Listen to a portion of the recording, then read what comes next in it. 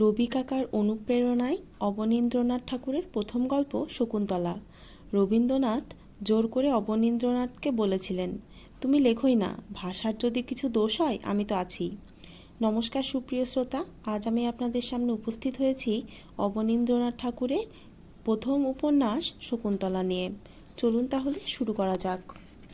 এক নিবিড় অরণ্য ছিল, তাতে ছিল বড় বড় বট সারি, এক সারি তাল, তমাল, পাহাড় পর্বত, আর ছিল ছোট্ট নদী মালিনী।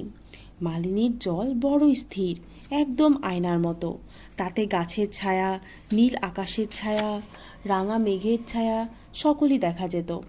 আর দেখা যেত গাছের তলায় কতগুলি কুটিরের ছায়া। নদী তীরে যে নিবিড় বন ছিল তাতে অনেক জীবজন্তু ছিল, কত হাঁস, কত বক। সারাদিন খালের ধারে বিলের জলে ঘুরে বেড়াতো। কত ছোট ছোট পাখি, কত টিয়া পাখির ঝাঁক গাছের ডালে ডালে গান গাইতো, কোটরে কোটরে বাসা বাঁধত। দলে দলে হরিণ, ছোট ছোট হরিণ শিশু কুশের বনে, ধানের ক্ষেতে, কচি ঘাসের মাঠে খেলা করত। বসন্তে কোকিল গাইত, বর্ষায় ময়ূর নাচত। এই বনে ৩,০০০ বছরের এক প্রকাণ্ড বট গাছের তলায় মহর্ষি কর্ণদেবের আশ্রম ছিল। সেই আশ্রমে জটাধারী তপস্বী কর্ণ আর মা গৌতমী ছিলেন। তাদের পাতার কুটির ছিল, পরনে বাকল ছিল। গোয়াল ভরা গাই ছিল, চঞ্চল বাছুর ছিল, আর ছিল বাকল পরা কতগুলো ঋষিকুমার। তারা কর্ণদেবের কাছে বেদ পড়ত, মালিনীর জলে তর্পণ করত, গাছের ফলে অতিথি সেবা করত, বনের ফুলে দেবতার অঞ্জলি দিত। আর কি করত? বনে বনে হোমের কাঠ কুড়িয়ে বেড়াতো। কালো গায়, ধলো গায়ে মাঠ চড়াতে যেত। সবুজ মাঠ ছিল, তাতে গাই বাছুর চড়ে বেড়াতো। বনে ছায়া ছিল, তাতে রাখাল ঋষিরা খেলে বেড়াতো। আর ঘর গড়ার বালি ছিল, ময়ূর গড়বার মাটি ছিল, বেনু বাঁশের বাঁশি ছিল, বট পাতার ভেলা ছিল, আর ছিল খেলার সাথে বনের হরিণ, গাছের ময়ূর, আর ছিল মা গৌতমীর মুখে দেবদানবের যুদ্ধ কথা, তাতো কর্ণের মুখে সুমধুর সামবেদ গান। সকলই ছিল। ছিল না কেবল আধার ঘরের মানিক ছোট্ট মেয়ে শকুন্তলা। একদিন নিশুতি রাতে অপ্সরী মেনকা তার রূপের ডালি দুধের বাছা শকুন্তলা মেয়েকে সেই তপবনে ফেলে রেখে গেল। বনের পাখিরা তাকে ডানায় টেনে বুকে নিয়ে সারা রাত বসে রইল। বনের পাখিদেরও তো দয়া মায়া আছে, কিন্তু সে মেনকা পাষাণের কি কিছু দয়া হলো? খুব ভোরবেলা তপবনের যত ঋষিকুমার বনে বনে ফুল কুড়োতে গিয়েছিল, তারা আমলকি বনে আমলকি, হরিতকি বনে হরিতকি, ইংলি বনে ইংলি কুড়িয়ে নিলে। তারপর তারা ফুলের বনে পূজার ফুল তুলতে তুলতে পাখিদের মাঝে ফুলের মতো সুন্দর শকুন্তলা মেয়েকে কুড়িয়ে পেলে। সবাই মিলে তাকে কোলে করে তাতো কর্ণের কাছে নিয়ে এলো। তখন সেই সঙ্গে বনের কত পাখি, কত হরিণ সেই তপবনে এসে বাসা বাঁধলে।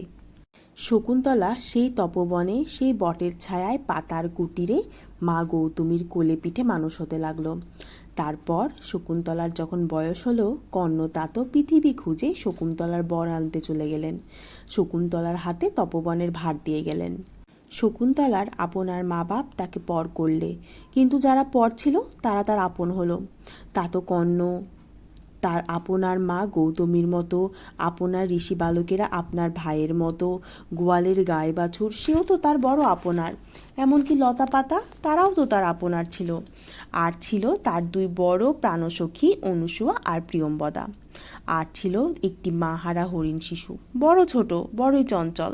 3 সখীর আজকাল অনেক কাজ, ঘরের কাজ, অতিথি সেবার কাজ, সকাল সন্ধ্যায় গাছে জল দেবার কাজ, সহকারে মল্লিকা লতার বিয়ে দেওয়ার কাজ। আর শকুন্তলার 2 সখীর আরও একটি কাজ ছিল, তারা প্রতিদিন মাধবীলতায় জল দিত আর ভাবত কবে ওই মাধবীলতায় ফুল ফুটবে, সেদিন সখী শকুন্তলার বর আসবে। এছাড়া আর কি কাজ ছিল? হরিণ শিশুর মতো নির্ভয়ে এ বনে ও বনে খেলা করা, ভ্রমরের মতো লতা বিতানে গুনগুন গল্প করা, নয়তো মরালির মতো মালিনীর হিম জলে গা ভাসানো। আর প্রতিদিন সন্ধ্যায় আধারে বনপথে বনদেবীর মতো 3 সখীতে ফিরে আসা, এই কাজ। প্রতিদিন দক্ষিণ বাতাসে সেই কুসুম বনে দেখতে দেখতে প্রিয় মাধবীলতার সর্বাঙ্গ ফুলে ভরে উঠল। আজ সখীর বর আসবে বলে চঞ্চল হরিণীর মতো চঞ্চল অনুসুয়া প্রিয়ম্বদা আরও চঞ্চল হয়ে উঠল। দুষ্মন্ত। যে দেশে ঋষির তপবন ছিল সেই দেশের রাজার নাম ছিল দুষ্মন্ত। সেকালে এত বড় রাজা আর কেউ ছিল না।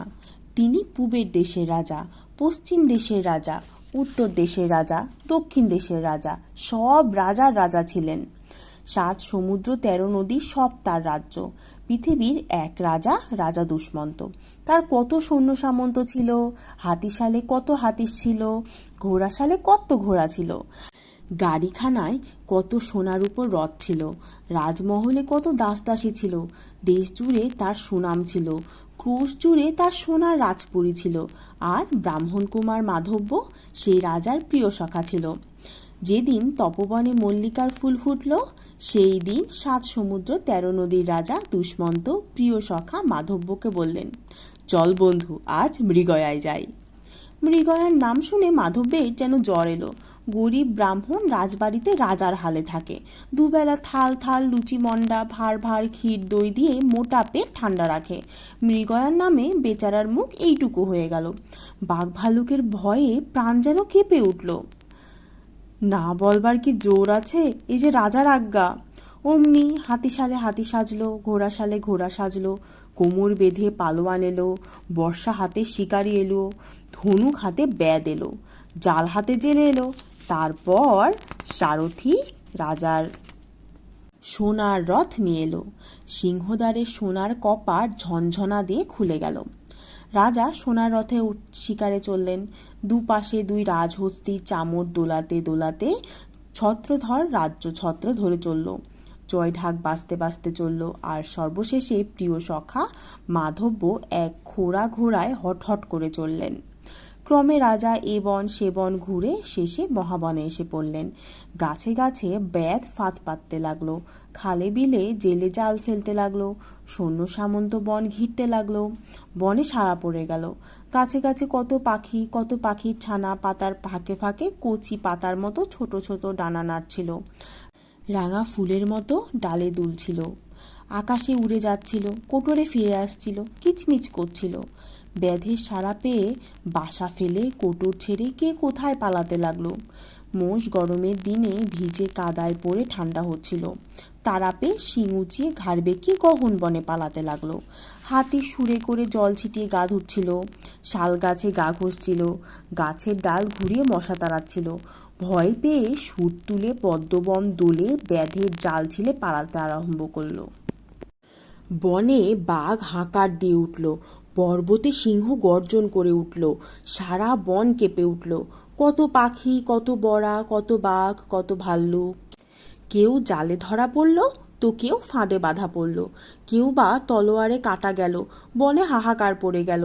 বনের বাঘ বন দিয়ে, জলের কুমির জল দিয়ে, আকাশের পাখি আকাশ ছেয়ে পালাতে আরম্ভ করলো।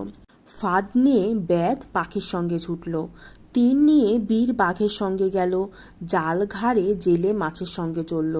রাজা সোনার রথে এক হরিণের সঙ্গে ছুটলেন। হরিণ প্রাণ ভয়ে হাওয়ার মতো রথের আগে দৌড়িয়েছে। সোনার রথ তার পেছনে বিদ্যুৎ বেগে চলছে।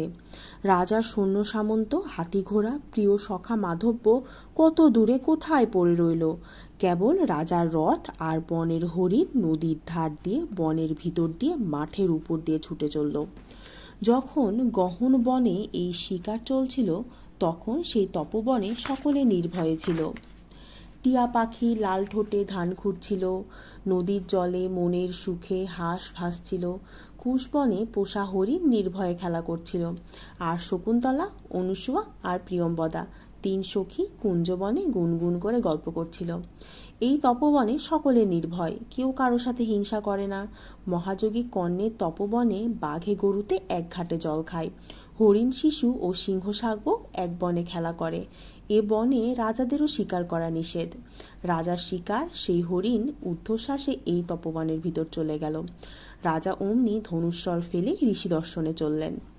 সেই তপবনে সোনার রথে পৃথিবীর রাজা আর মাধবীকুঞ্জের রূপসী শকুন্তলা দুজনের দেখা হলো। এদিকে মাধব্য কি বিপদেই পড়েছে, আর যে সে পারে না। রাজভোগ না হলে তার চলে না, নরম বিছানা ছাড়া ঘুম হয় না, পালকি ছাড়া সে এক পাও চলে না। তার কি সারাদিন ঘোড়ার পিঠে চড়ে এই বড়া যায়, ওই বাঘপালাই করে এ বনে সে বনে ঘুরে বেড়ানো পোষায়? পল্লবের পাতা পচা কষা জলে কি তার তৃষ্ণা ভাঙে?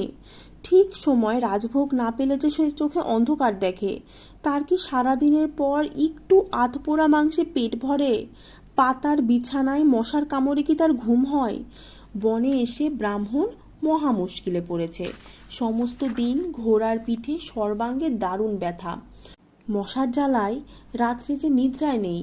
মনে সর্বদা ভয়, ওই বুঝি ভালুক এলো, ওই বুঝি বাঘ ধরলে।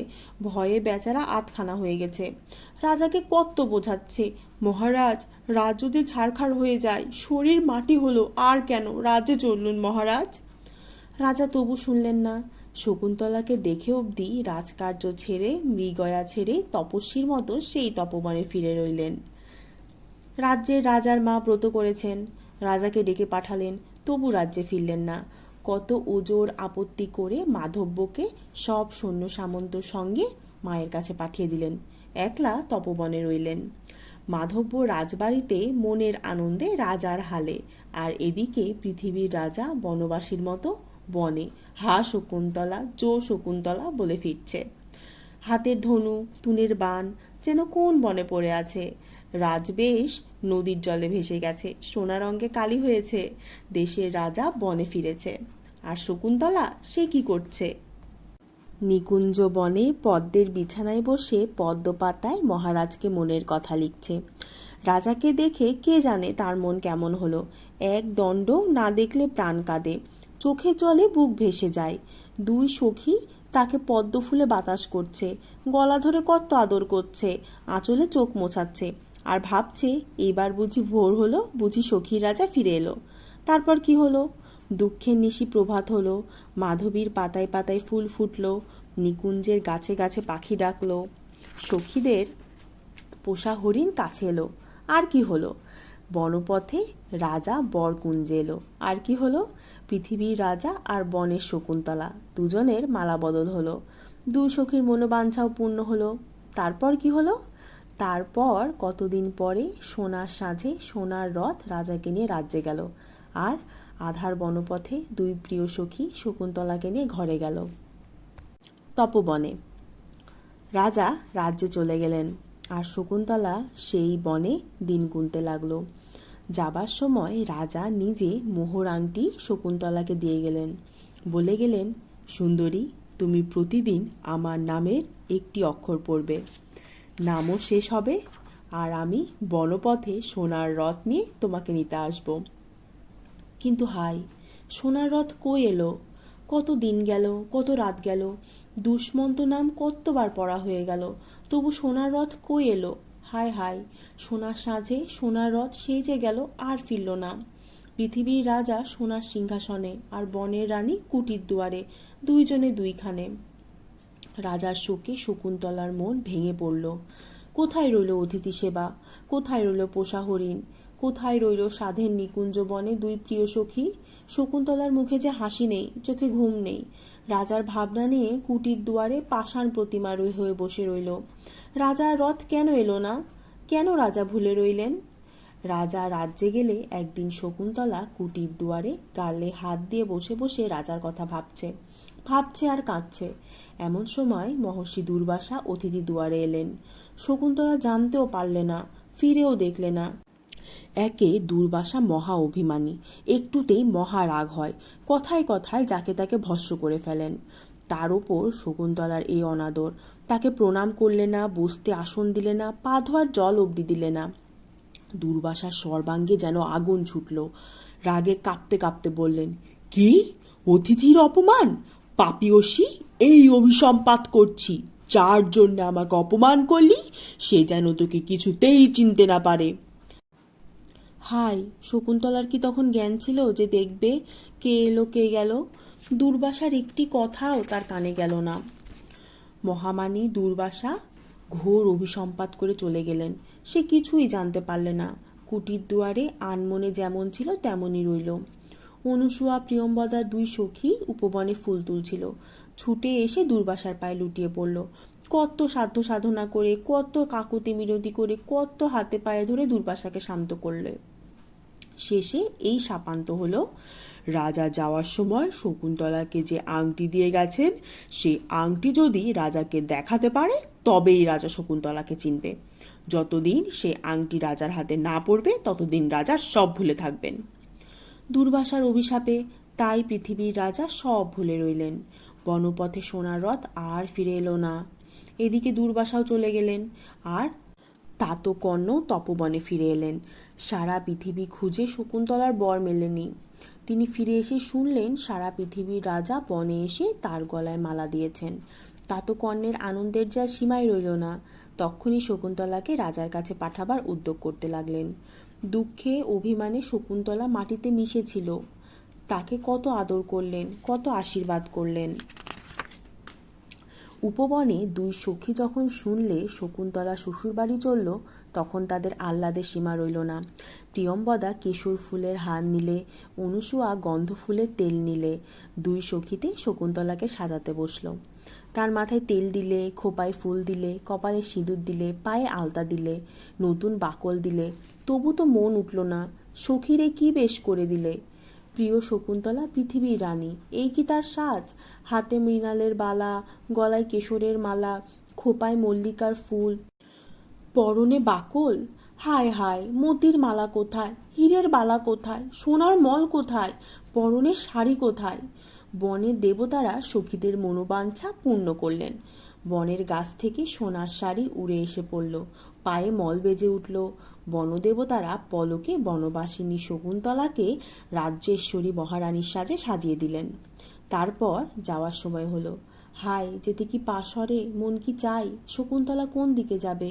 সোনার পুরীতে রানীর মতো রাজার কাছে চলে যাবে, না তিন সখীতে বনপথ আজন্মকালে তপবনে ফিরে যাবে? এদিকে শুভলগ্ন বয়ে যায়, ওদিকে বিদায় আর শেষ হয় না। কুঞ্জবনে মল্লিকা মাধবী কচি কচি পাতা নেড়ে ফিরে ফিরে ডাকছে। মাহারা হরিণ শিশু সোনার আঁচল ধরে বনের দিকে টানছে। প্রাণের দুই প্রিয় সখী গলা ধরে কাঁদছে। এক দণ্ডে এত মায়া, এত ভালোবাসাকে কাটানো এতই সহজ? মাহারা হরিণ শিশুকে তাতকর্ণের হাতে, প্রিয় তরুলতাদের প্রিয় সখীদের হাতে সঁপে অনেক কষ্ট হলো, অনেক বেলাই হয়ে গেল। তপবনের শেষে বটগাছ, সেখান থেকে তাতকর্ণ ফিরলেন। দুই সখী কেঁদে কেঁদে ফিরে এলো। আসবার সময় শকুন্তলার আঁচলে রাজার সেই আংটি বেঁধে দিলে, বলে দিলে, দেখিস ভাই, যত্ন করে রাখিস। তারপর বনের দেবতাদের প্রণাম করে, তাতকর্ণকে প্রণাম করে শকুন্তলা রাজপুরীর দিকে চলে গেল। পরের মেয়ে পর হয়ে পরের দেশে চলে গেল, বনখানা আধার করে গেল। কিন্তু ঋষির অভিশাপ সে যে কখনো মিথ্যে হয় না। রাজপুরে যাওয়ার পথে শকুন্তলা একদিন শচী তীর্থের জলে গা ধুতে গেল। সাঁতার জলে গা ভাসিয়ে নদীর ঢেউয়ে ঢেউ নাচিয়ে শকুন্তলা গা ধুলে। রঙ্গ ভরে অঙ্গের শাড়ি জলের ওপর বিছিয়ে দিলে। জলের ওপর চিকন আঁচল জলের সঙ্গে মিশে গেল, ঢেউয়ের সঙ্গে গড়িয়ে গেল।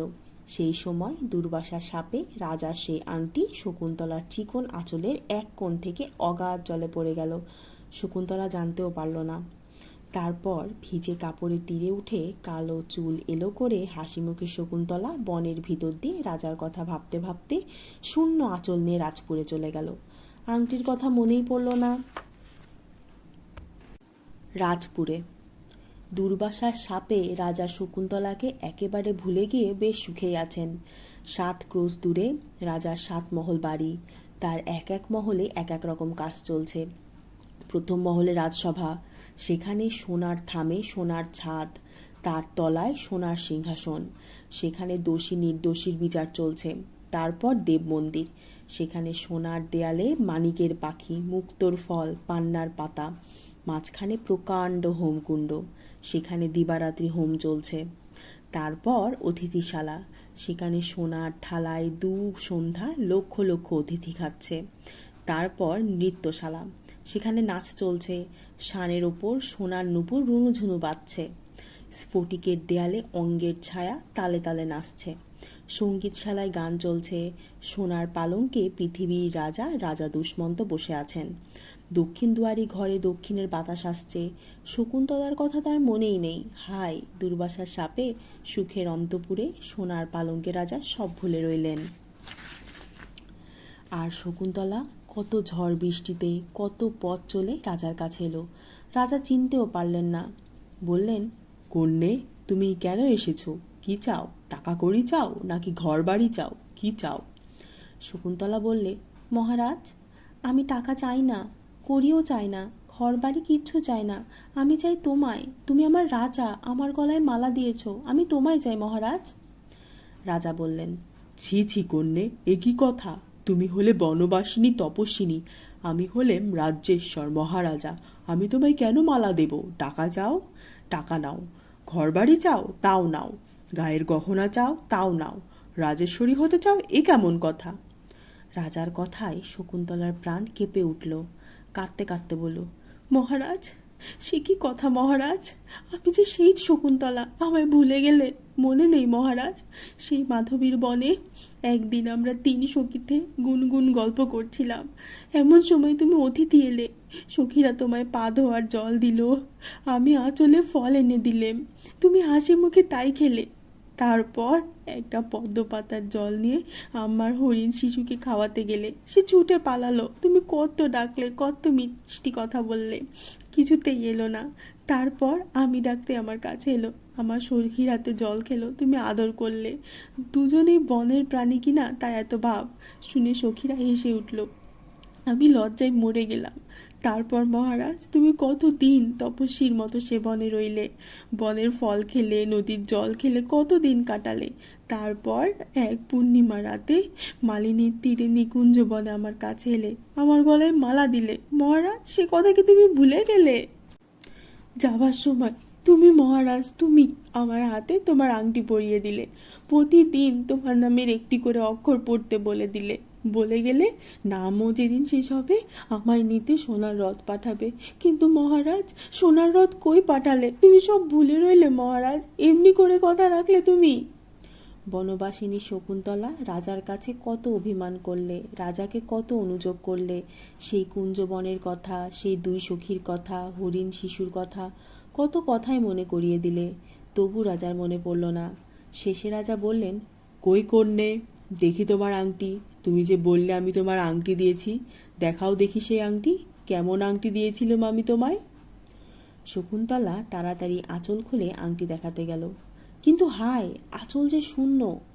রাজার সেই 7 রাজার ধন 1 মানিকের বরং আংটিটা কোথায় গেল? এতদিনে দুর্বাসার সাপ ফলল। হায়, রাজাও তার পর হলো। পৃথিবীতে তার আপন লোক কেউ রইল না। মাগো বলে শকুন্তলা রাজসভায় ষাঁড়ের ওপর ঘুরে পড়ল। তার কপাল ফুটে রক্ত ছুটল। রাজসভায় হাহাকার পড়ে গেল। সে সময় শকুন্তলার সে পাষাণী মা মেনকা স্বর্গপুরে ইন্দ্রসভায় বীণা বাজিয়ে গান গাইছিল। হঠাৎ তার বীণার তার ছিঁড়ে গেল, গানের সুর হারিয়ে গেল। শকুন্তলার জন্য তার প্রাণ কেঁদে উঠল। অমনি সে বিদ্যুতের মতো মেঘের রথে এসে রাজার সভা থেকে শকুন্তলাকে কোলে তুলে এবার হেমকূট পর্বতে নিয়ে গেল। সেই হেমকূট পর্বতে কশ্যপের আশ্রমে স্বর্গের অপ্সরাদের মাঝে এতদিনে শকুন্তলার একটি রাজ চক্রবর্তী রাজকুমার হলো। সেই কোল ভরা ছেলে পেয়ে শকুন্তলার বুক জুড়ল। শকুন্তলা তো চলে গেল। এদিকে রাজবাড়ির জেলেরা এতদিন শচীতীর্থের জলে জাল ফেলতে আরম্ভ করলো। রূপলি রঙের একটা সরল পুঁটি, চাঁদের মতো একটা পায়রা চাঁদা আর সাপের মতো বান মাছ, সাথে দাড়িওয়ালা চিংড়ি, কাটা ভরা বাটা আর কত কি জালে পড়ল।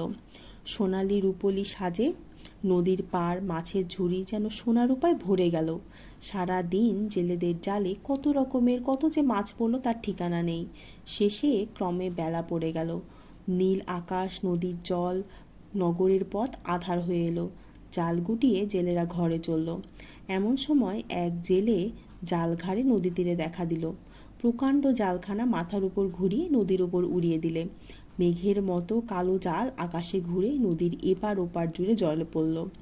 সেই সময় মাছের সর্দার, নদীর রাজা, বুড়ো মাছ, রুই অন্ধকারে সন্ধ্যার সময় সেই নদী ঘেরা কালো জলে জালে ধরা পড়ল। জেলে পাড়ায় রব উঠল। জাল কাটবার গুরু, মাছের সর্দার, বুড়ো রুই এতদিনে জালে ধরা পড়েছে। যে যেখানে ছিল নদী তীরে ছুটে এলো। তারপর অনেক কষ্টে মাছ ডাঙায় উঠল। এত বড় মাছ কেউ কখনো দেখেনি। আবার যখন সেই মাছের পেট চিত্তে 7 রাজার ধন এক মানিকের আংটি জ্বলন্ত আগুনের মতো ঠিকরে পড়ল, তখন সবাই অবাক হয়ে রইল। যার মাছ তার তো আনন্দের সীমা রইল না। গরিব জেলে যেন আকাশের চাঁদ হাতে পেলে। মাছের ঝুড়ি, ছেঁড়া জাল জলে ফেলে মানিকের আংটি শ্যাকরার দোকানে বেচতে চলল। রাজা শকুন্তলাকে যে আংটি দিয়েছিলেন, এই যে সেই আংটি। সূর্যি তীর্থে গা ধোয়ার সময় তার আঁচল থেকে যখন জলে পড়ে যায়, তখন রুই মাছটা খাওয়ার ভেবে গিলে ফেলেছিল। জেলের হাতে রাজার মোহর আংটি দেখে শ্যাকরা কোটালকে খবর দিল। কোটাল জেলেকে মারতে মারতে রাজসভায় হাজির করলে। বেচারা জেলে রাজদরবারে দাঁড়িয়ে কাঁপতে কাঁপতে কেমন করে মাছের পেটটি কেটে আংটি পেয়েছে সেটা নিবেদন করলে। রাজমন্ত্রী দেখলেন সত্যি আংটিতে যে মাছের গন্ধ। জেলে ছাড়া পেয়ে মোহরের তোড়া বকশিস নিয়ে নাচতে বাড়ি গেল। এদিকে আংটি হাতে পড়তেই রাজার তপবনের সব কথা মনে পড়ে গেল। শকুন্তলার শোকে রাজা যেন পাগল হয়ে উঠলেন। বিনা দোষে তাকে দূর করে দিয়ে প্রাণ যেন তুষের মতো আগুনে পুড়তে লাগলো। মুখে অন্য কথা নেই, কেবল হা শকুন্তলা, হা শকুন্তলা। আহারে বিহারে শয়নে স্বপনে কিছুতেই সুখ নেই। রাজকার্যে সুখ নেই, অন্তপুরে সুখ নেই, উপবনেও সুখ নেই, কোথাও সুখ নেই। সঙ্গীতশালায় গান বন্ধ হলো, নৃত্যশালায় নাচ বন্ধ হলো, উপবনে উৎসব বন্ধ হলো। রাজার দুঃখের সীমা রইল না। এদিকে বনবাসী শকুন্তলা কোল ভরা ছেলে নিয়ে হেমকূটের সোনার শিখরে বসে রইল। আর একদিকে জগতের রাজা রাজা দুষ্মন্ত জগৎ জোড়া শোক নিয়ে ধুলায় ধূসর হয়ে পড়ে রইলেন। কতদিন পরে দেবতার কৃপা হলো। স্বর্গ থেকে ইন্দ্রদেবের রথ এসে রাজাকে দৈত্যদের সঙ্গে যুদ্ধ করবার জন্য স্বর্গপুরে নিয়ে গেল। সেখানে নন্দনবনে কতদিন কাটিয়ে দৈত্যদের সঙ্গে যুদ্ধ করে মন্দারের মালা গলায় পরে রাজা রাজ্যে ফিরলেন। এমন সময় দেখলেন পথে হেমকূট পর্বত, মহর্ষি কশ্যপের আশ্রম। রাজা মহর্ষিকে প্রণাম করবার জন্য সেই আশ্রমে চললেন। এই আশ্রমে অনেক তাপস, অনেক তপস্বিনী থাকতেন। সাথে অনেক অপ্সর, অনেক অপ্সরাও থাকত। আর থাকত শকুন্তলা আর তার পুত্র রাজপুত্র সর্বদমন। রাজা দুষ্মন্ত যেমন দেশের রাজা ছিলেন, ঠিক তেমনই রাজপুত্র ছিল বনের রাজা। বনের যত জীবজন্তু তাকে বড়ই ভালোবাসত। সে বনে 7 ক্রোশ জুড়ে এক প্রকাণ্ড বটগাছ ছিল। তার তলায় একটা প্রকাণ্ড অজগর দিনরাত্রি পড়ে থাকত। আর সেই গাছতলায় সর্বদমনের রাজসভা বসত। হাতিরা তাকে মাথায় করে নদীতে নিয়ে যেত, সুরে করে জল ছিটিয়ে গা ধুইয়ে দিত। তারপর তাকে সেই সাপের পিঠে বসিয়ে দিত। এই ছিল তার রাজসিংহাসন। দুদিকে 2 হাতি পদ্মফুলের চামর দোলাত। অজগর ফনা মেলে মাথায় ছাতা ধরত। ভালুক ছিল মন্ত্রী, সিংহ ছিল সেনাপতি, বাঘ চৌকিদার, শেয়াল কোটাল, আর ছিল সুখ পাখি তার প্রিয় সখা। কত মজার মজার কথা বলতো, দেশ বিদেশের গল্প করত। সেই পাখির বাসায় পাখির ছানা নিয়ে খেলা করত। বাঘের বাসায় বাঘের কাছে বসে থাকতো। কেউ তাকে কিছুই বলতো না। সবাই তাকে ভয়ও করত, ভালোবাসত। রাজা যখন সেই বনে এলেন, তখন রাজপুত্র একটা সিংহ শিশুকে নিয়ে খেলা করছিল। তার মুখে হাত পুড়ে দাঁত গুনছিল। তাকে কোলে পিঠে করছিল, তার জটা ধরে টানছিল। বনের তপস্বিনীরা কত ছেড়ে দিতে বলেছিলেন, মাটির ময়ূরের লোভ দেখাচ্ছিলেন, শিশু কিছুতেই শুনছিল না। এমন সময় রাজা সেখানে এলেন। সিংহ শিশুকে ছাড়িয়ে সেই রাজ শিশুকে কোলে নিলেন। দুষ্টু শিশু রাজার কোলে শান্ত হলো। সেই রাজ শিশুকে কোলে করে রাজার বুক যেন জুড়িয়ে গেল। রাজা তো জানেন না এই যে শিশু সে যে তারই পুত্র।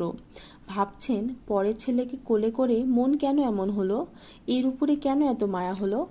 এমন সময় শকুন্তলা অঞ্চলের নিধিকোলের বাছাকে খুঁজতে খুঁজতে সেখানে এলেন। রাজা রানীতে দেখা হলো। রাজা আবার শকুন্তলাকে আদর করলেন, তার কাছে ক্ষমা চাইলেন। দেবতার কৃপায় এতদিনে আবার মিলন হলো। মহর্ষি দুর্বাসার শাপান্ত হলো। কশ্যপ অদিতিকে প্রণাম করে রাজা রানী রাজপুত্র কোলে করে রাজ্যে ফিরলেন। তারপর কতদিন সুখে রাজত্ব করে রাজপুত্রকে রাজ্য দিয়ে রাজা রানী সেই তপবনে তাতকর্ণের কাছে, সেই 2 সখীর কাছে, সেই হরিণ শিশুর কাছে, সেই সহকার এবং মাধবীলতার কাছে ফিরে গেলেন এবং তাপস তাপসীদের সঙ্গে সুখে জীবন কাটিয়ে দিলেন। সুপ্রিয় শ্রোতা, শকুন্তলা গল্পটি এখানেই শেষ। মহাভারত থেকে নেওয়া দুষ্মন্ত ও শকুন্তলার এই গল্পকে এক নতুন রূপ দিয়েছেন অবনীন্দ্রনাথ ঠাকুর। আশা করি আপনাদের ভালো লেগেছে। ভালো লাগলে আপনাদের বন্ধু বান্ধবের কাছে আমার এই গল্পটি শেয়ার করতে পারেন। নিজে আমার চ্যানেলটি সাবস্ক্রাইব করতে পারেন, অন্যকেও চ্যানেলটি সাবস্ক্রাইব করতে উদ্বুদ্ধ করতে পারেন।